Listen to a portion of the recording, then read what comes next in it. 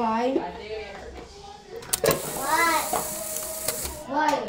Magandang umaga, magandang hapon, magandang gabi.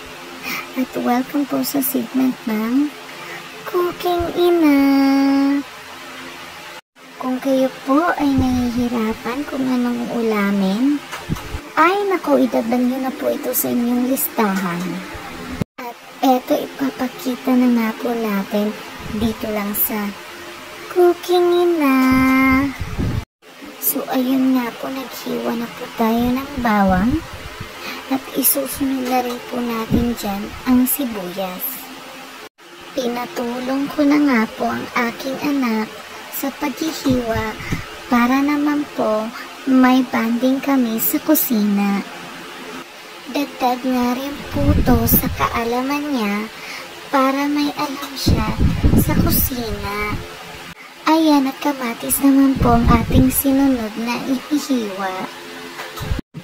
At pagkatapos naman po ay ang siling haba. Ayan, at babalatan na nga rin po natin ang luya. Sabay hihiwain at dagdag din ito pampalasa. Ito na nga po lahat ng ating sangkap. Kasama na ang patis pampasarap. Ayan, at una na nating ginisa ang luya sa mainit na mantika. Sinunod ang bawang, sibuyas, at kamatis. Halu-haluin ng 3 minuto. Isinunod naman po natin ang manok. Lutuin po natin to ng 15 minuto. Pagkatapos ay idadagdag na natin ang pampalasa, paminta, patis, at 3 basong tubig. O kung gusto mo, mas madami pa kung gusto mo ng maraming sabaw. Antayin na kumulo. At ngayon, nagdagdag pa rin ako ng paminta at magic sarap. Idinagdag ko na rin po ang siling haba. Hinalo-halo ko na nga rin po at tinikman kung ano po ang kulang. Katapos ay hahayaan na nga rin po natin itong maluto.